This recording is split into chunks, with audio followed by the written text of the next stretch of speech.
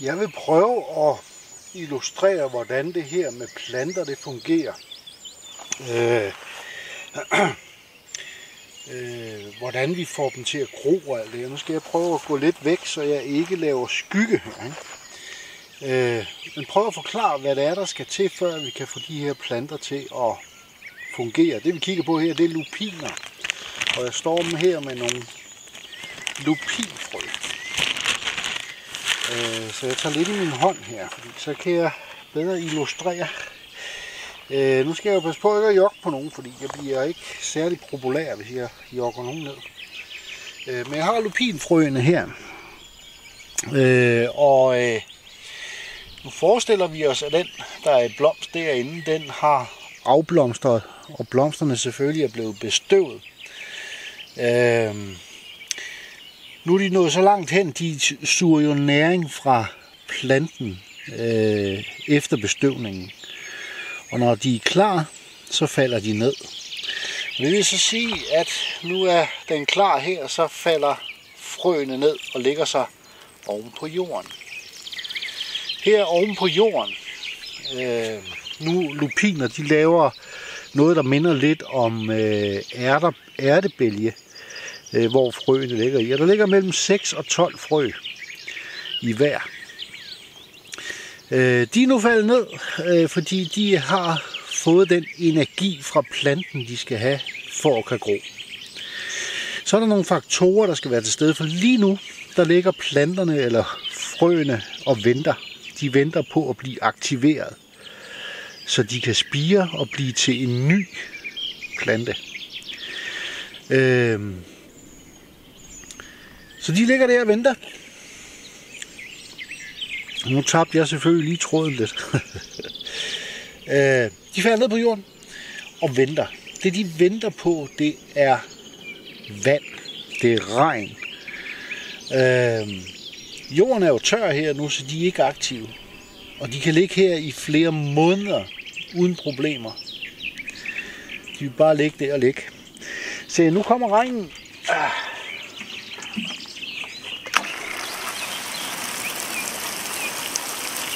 Ordentlig skyld, ikke?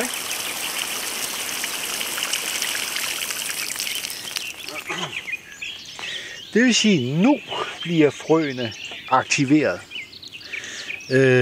på grund af fugten. Nogle af frøene er med det her regnskyld røget ned og ligger et lille stykke ned i jorden, hvor den holder på fugten. En ting, der skal være til stede nu her, det er fugten, altså vandet, og at vi har en pH i jorden på mellem 6,5 og 7. Det er den ideelle for planter, i hvert fald de fleste. Der er nogle planter, der kræver lidt andet, ikke? Men 6,5 til 7, så har vi den perfekte jord til planterne. Det er jo ligesom os mennesker. Vores blod skal helst være på en pH på 7,5. Hvis vi kan holde den der, så kan vi holde os sunde og raske. Og vi har, vores krop er bygget sådan, at den vil forsøge hele tiden at få den der pH til at ligge stabilt mellem 7 og 7,5. Og der har vi vores lunger, som hjælper med at holde pH-værdien. Og vi har vores nyrer, som også hjælper med at holde pH-værdien. Vores krop må helst ikke blive for syret. Det værste, der kan ske, det er, når cellerne bliver for syret. Det vil sige, at vi kommer ned på for eksempel en pH-værdi i vores celler på 5,5. Ved 5,5, der kan kræftceller og svamp leve. De kan ikke leve i en pH, der er over 5,5. Men vi har ikke rigtig noget i kroppen, altså kroppen forsøger jo så alligevel med cellerne at få pH'en op, og det kan den ikke, fordi hovedparten af det mad, vi spiser, der ligger pH-værdien på den syrlige side, ikke alkaline.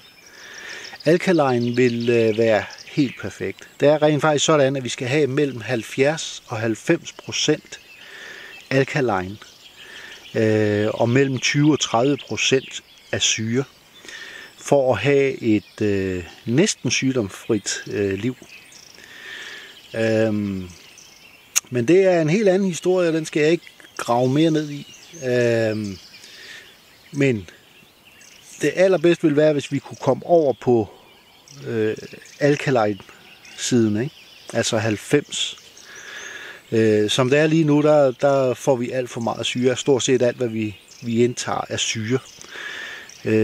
Og den her alkaline, den er meget lav, ikke? Så der er risikoen der for sygdom. Jeg så et foredrag med en sygeplejerske. Et meget interessant foredrag. Hun har kigget meget på alle de her ting, og det var ekstremt interessant. Hun forklarede omkring mavesyre, at folk jo så tager medicin for at forhindre mavesyren. Det er jo ikke mavesyren, der er problemet, for mavesyren skal være der for at nedbryde og tage næringen fra det mad og sende det ud i kroppen. Så ved at tage piller, der sænker mavesyren, så får vi ikke næringsstofferne fra maden.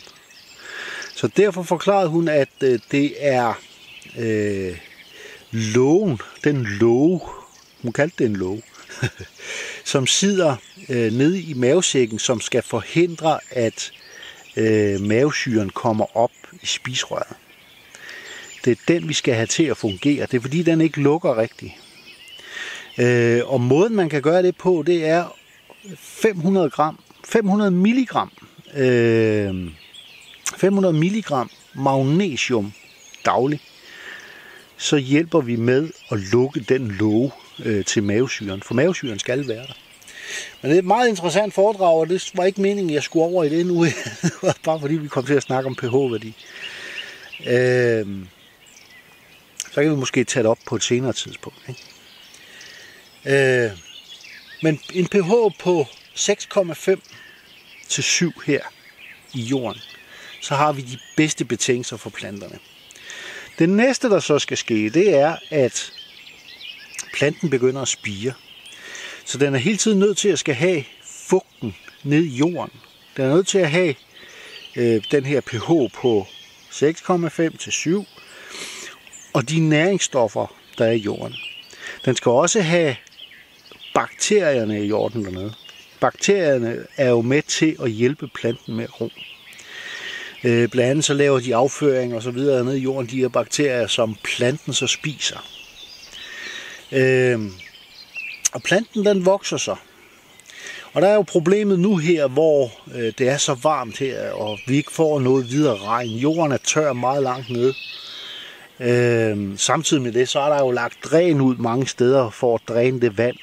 Så der er stort set ikke noget væske tilbage i jorden, det vil sige, at planten dør. Det betyder ikke, at den er helt færdig. Den kan faktisk godt begynde at spire igen, hvis der kommer masser af vand. Men så skal der jo altså også komme en ordentlig skyld.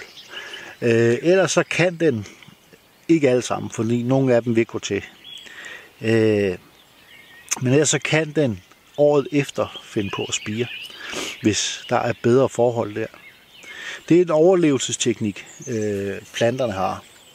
Når planten er kommet op, den har, hvad den skal bruge ned i jorden, så kommer den op.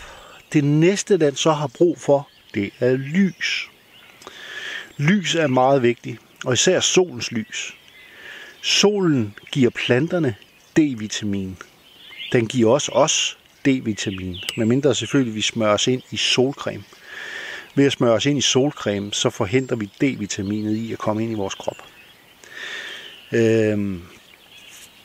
Og nu skal jeg passe på at ikke komme over i noget andet.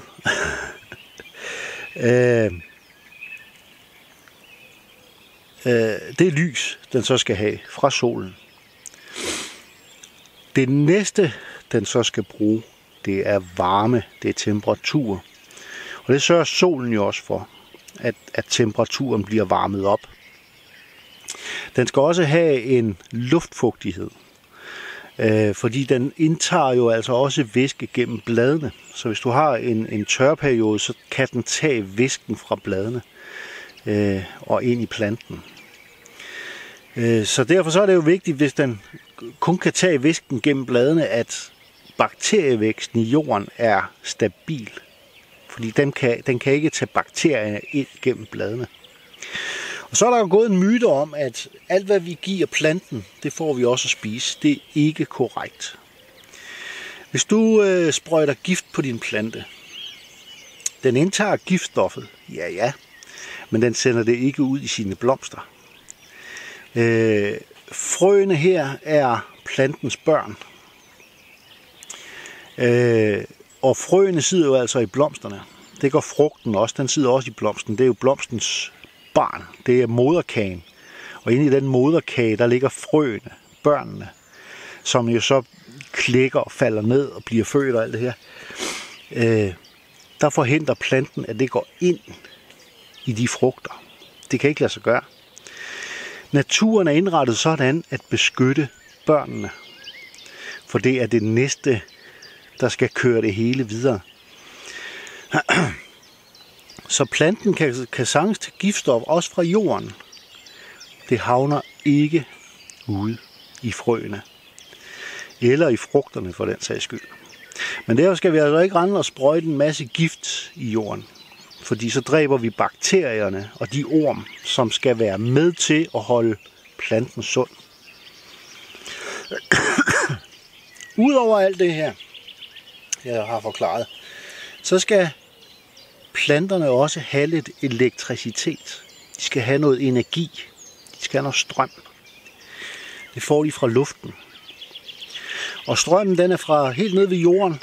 Der er den 0 volt. Og så stiger den jo ellers, jo højere vi kommer op. Så jo højere en plante er, jo mere strøm tager den ned. Og leder ud i jorden sammen med magnetismen, som er i jorden. Det er det, der får hele kredsløbet omkring de der planter til at fungere. Så jeg håber, jeg fik tegnet det billede, jeg egentlig havde ønsket. Men det gælder generelt, stort set i hvert fald, for alle planter. Vi skal have den rigtige pH-værdi i jorden, hvis vi skal have stor succes med vores planter. Planterne er levende, nøjagtigt som os. Vi skal også have det rigtige at spise, for at fungere korrekt. Det skal planterne også. Og det kan vi altså gøre, der er den allervigtigste pH-værdien, lyset og varmen. Og når vi snakker varme, så ligger temperaturen omkring 8 grader og op efter. Nogle planter begynder at spire ved 8 grader, andre spirer ved 15 grader. Det er sådan lidt med forskel. Men jeg håber, jeg fik tegnet billedet, så hopper vi videre til den næste. Og har I spørgsmål til det, kan I bare skrive i beskrivelsen her under videoen, så skal jeg nok svare. Lad os hoppe videre til den næste. Hernede i, der laver jeg jo det her gødning, og den får jo lov at stå og dryppe lidt ned her, så jeg kan se fremdriften, uden at skal hen og åbne hver gang. Ikke? Men når jeg ser, så er der altså godt gang i processen. Det der skal ske nu, fordi den er færdig, den gødning her, det er, skal jeg grave det op, der er hernede i. Og så væsken, der er nede i, det er jo den, jeg skal bruge til mine planter. De ryger lige i sådan en 10 liter stunk her. Jeg har købt nogle stykker på et overskudslager.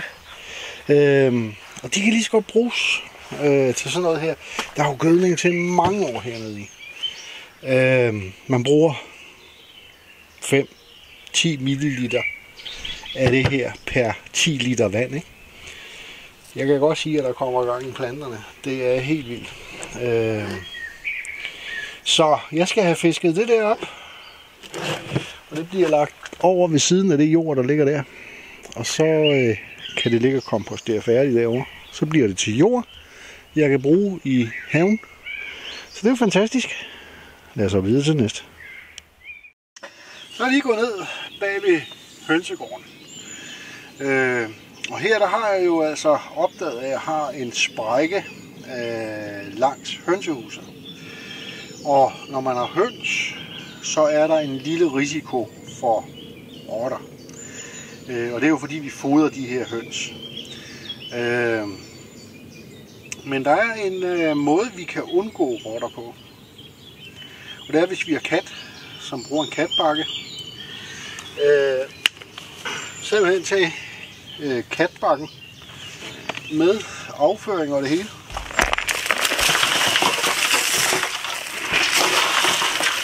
Og drysse det ud.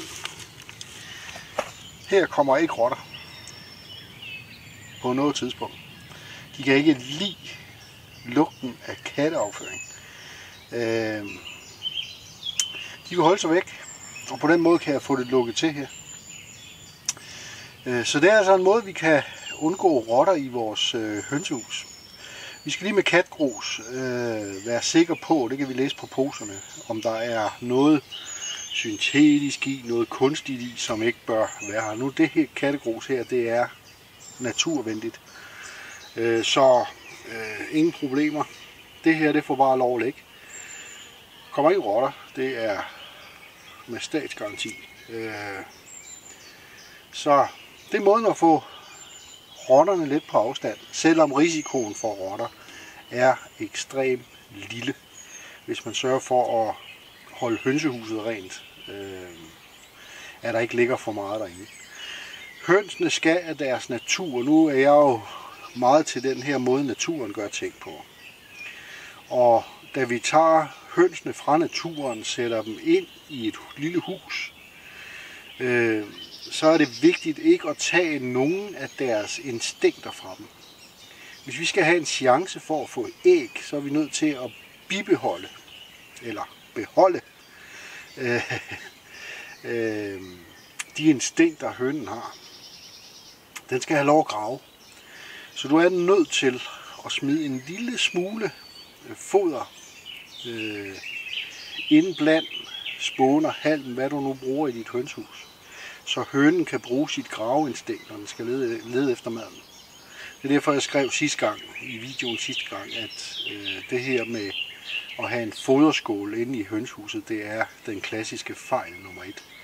For der fjerner vi et instinkt fra hønen, hvor den skal grave efter maden. Og vi kan se det, når vi står og betragter hønsene, at de står og forsøger at grave i den her madskål. Vi fjerner et instinkt, som hønen har brug for. Så derfor en lille bitte smule, sådan hist og pist inde i hønshuset, så de kan grave efter maden. Gerne lægge det flere steder, en lille bunke flere steder, så de får brugt deres graveinstinkt. Lad os hoppe videre til det næste. Så fik jeg gravet det meste op af spanden, ikke? Og godheden kan man se, fordi fluerne de er lige med sammen. Selvom jeg lader dem dryppe af, så er der alligevel meget væske i. Men det gør altså ikke noget, det kommer ud, for det bliver omdannet alt det derovre alligevel. Så det har ingen betydning. Det vigtige her, det er jo så at få sigtet det vand, der er derovre i. For vi skal helst ikke have noget af det her med over i vores lille gødningsspand. Det skal være væsken alene. Så jeg vil lige tage og sigte noget i den spand der, og så er jeg tilbage igen om lidt. Så er vi lige gået ud i den lille skov. Og det vi kigger på her, det er et af de store træer, jeg har i min have. Jeg skal lige have drejet den her. Og den der, sådan. Et af de store træer, jeg har i min have. Træer er ekstremt vigtige i haven. Især store træer. Store træer er med til at tage energi ned fra luften og placere den i jorden og i omgivelserne. Det er meget forkert at fælde store træer, selvom det er blevet gjort igennem hele historien. Hele vores historie, der har man fældet store træer. Og i min optik, så er Devil's Tower, djævelens tårn i USA, et forstenet træ, kæmpe træ. Og hvorfor siger jeg det? Det gør jeg, fordi hvis man ser træet oppefra, jeg skal vise jer nogle billeder her, så kan man se, hvordan rødderne kører ud fra træet. Så er Djævelens Tårn i virkeligheden et kæmpe træ, som har sørget for, at der var balance over hele jorden. For der var ikke kun Djævelens Tårn, der er flere rundt omkring i verden af samme støbning.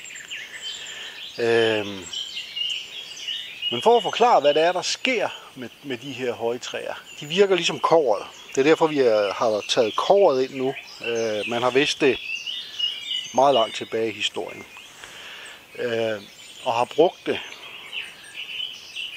Nu er vi så begyndt at indføre det igen, fordi at det kan trække energi ned til vores planter. Så vil jeg ikke spekulere så meget på de grundlæggende principper for plantens liv, fordi at energien sørger for at holde planten kørende. Og det kan vi se her ved de store træer, jeg har her. For hvis jeg kører mit kamera ned, så kan I se nede under træet. For det første, der er ikke ret meget lys. De får ikke direkte sollys. Der bliver holdt på fugten i form af, at træerne de dækker for solen. Så det vil sige, at jorden tør ikke helt ud her. Så der er fugt i jorden.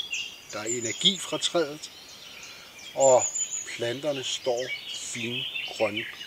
Og det er jo ikke kun de her. Den radius træets rødder kører ud, er der grønt.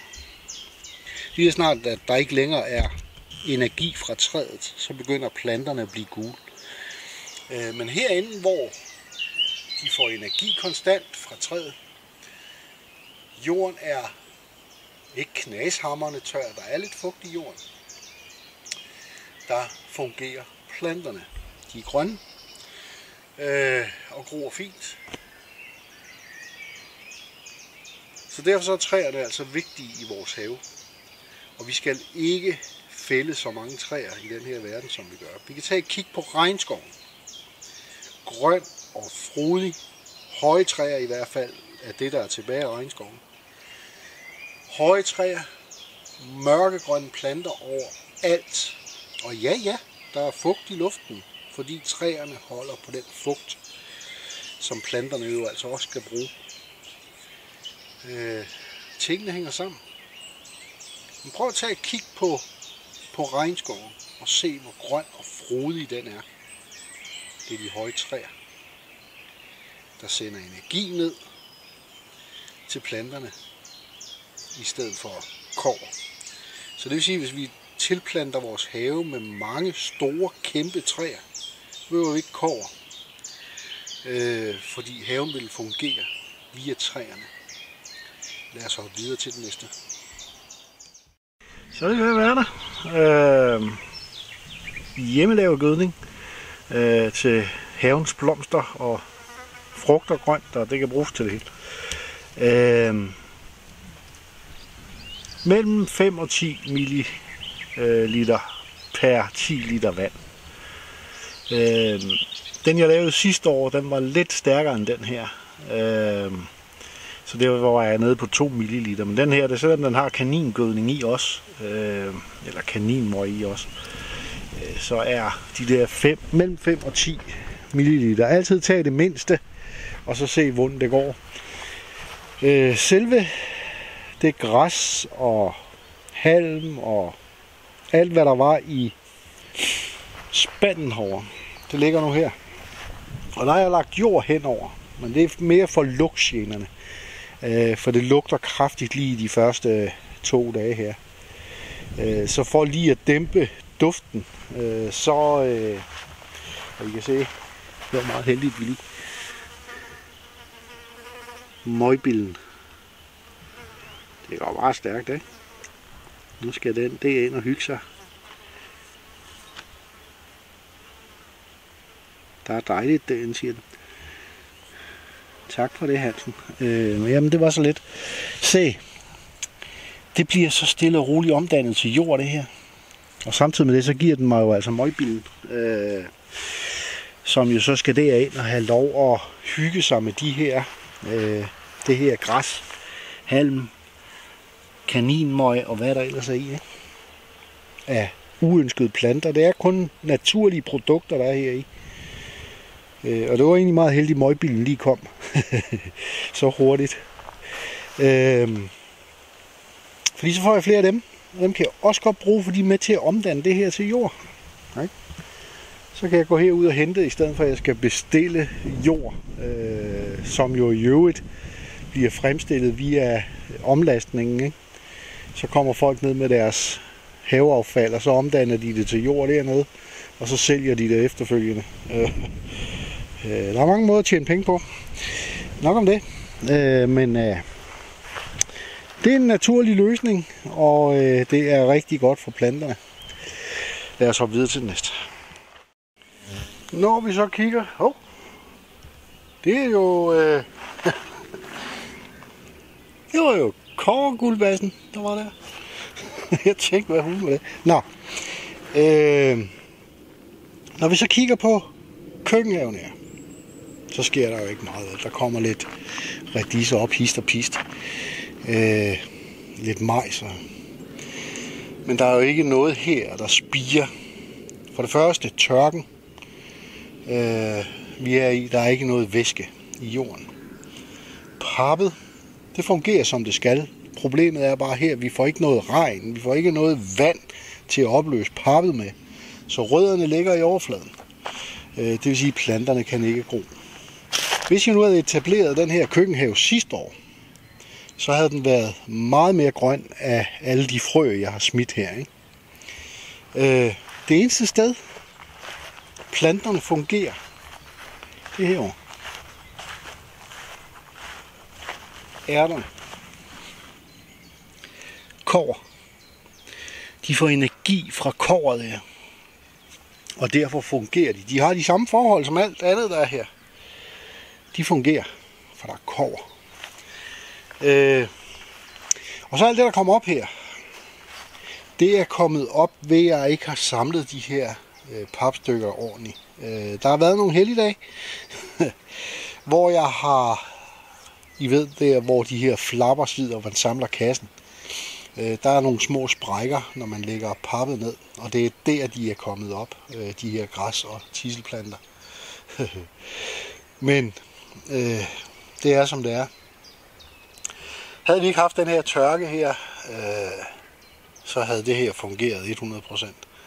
Fordi så har der været væske i jorden til at trække spændingen fra kobberantennen ud til jorden her.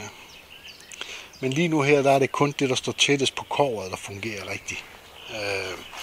Så lad os prøve at gå herud. For der er dem jo også sået. For at demonstrere det her med den energi, træet har. Så vi skal lige herud. Jeg skal nok skynde mig. Jeg ved godt, der er langt. Men vi tager lige her først. Lupinerne. Her havde jeg jo sået en masse lupiner. Der er 1, 2, 3 tilbage. Resten er gået ud igen. I kan se, de ligger her. De er simpelthen bare visnet væk. Og det er fordi, der er ikke noget energi her. Havde der nu stået et træ tæt på her, så var de kommet. Men det gør der ikke. Det kan vi se, når vi kommer herned.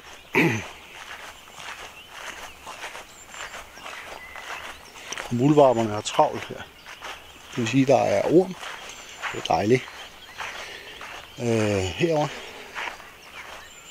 Der har jeg det her lille træ stående, ikke?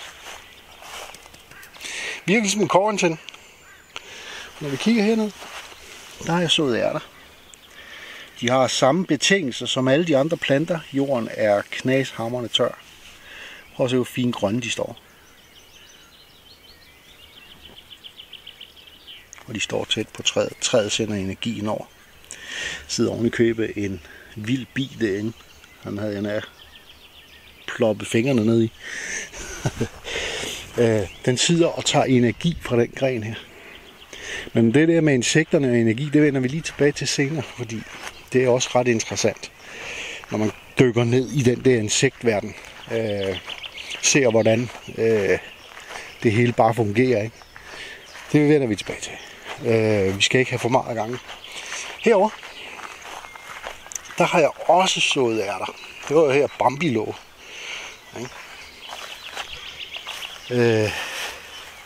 Negativ energi. Der er ikke meget ærter, og de er altså sået samme dag som... Tager vi lige en enkelt en op her, så vi kan kigge på den. De er sået samme dag som dem over ved det træ derovre.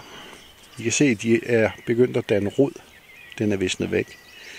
Der kom en lille regnby, gjorde ærterne her våde, og de begyndte at sende deres rødder ud, og så har der ikke været regn siden, og så dør frøene altså. Og så er der dog, det er ikke alle frøene, der dør hen. Nogle af dem kan godt komme igen. Så de kan godt ligge et år, og så lige pludselig, så er der bare ærter, og det er man bare fuldstændig glemt, ikke? Eller også, at der kommer en ordentlig skyld, og det tror jeg, der gør. Men jeg tror altså ikke, den kommer før til august. Det er så bare lige min tanke omkring det.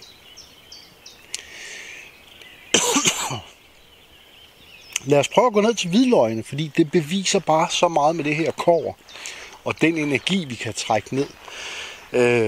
Havde vi ikke træerne, eller hvis vi havde træerne, hvis vi havde ekstremt mange af de der kæmpe træer derovre, ikke? Ligesom kastanjen og alt det i vores have, så ville vi trække rigtig meget energi ned, og vi var fri for at sætte kobber,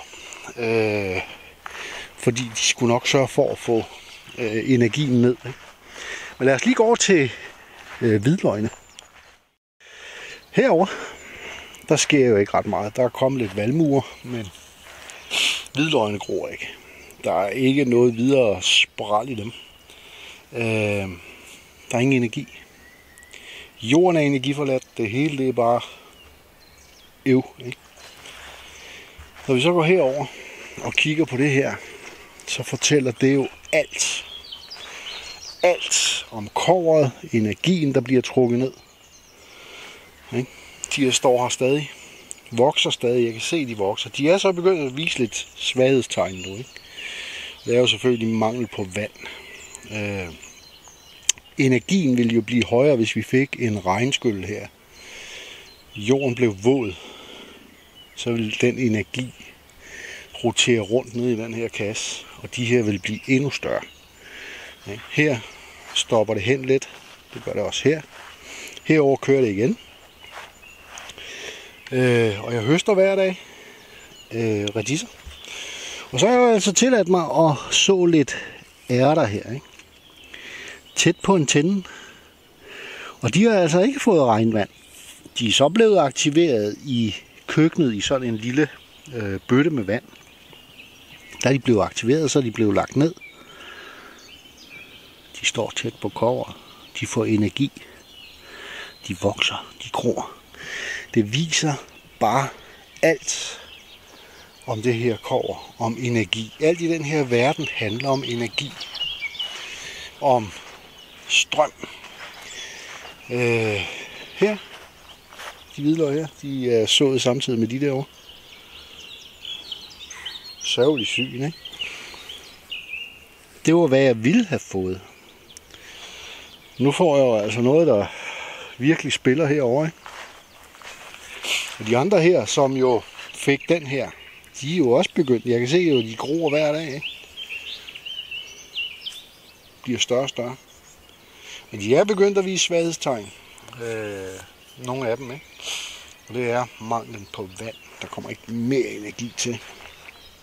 Og det samme her. Der er det også ligesom gået lidt i stå her nu, ikke? Det er mangel på vand. Hvis jeg så tager vandkanden og vander her, ikke med vand direkte fra vandhanen, fordi så ødelægger jeg mine planter på grund af fluorid og klor.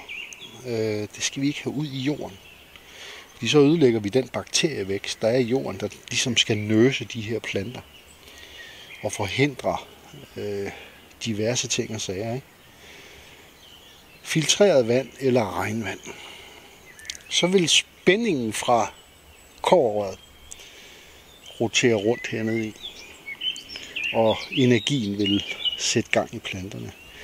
Jo større kobberrør jeg kan sætte i, jo bedre. Eller også, så skal jeg plante træer over det hele. Så der er rigtig meget energi i haven, ikke? Jeg tror, det er nok for den her gang.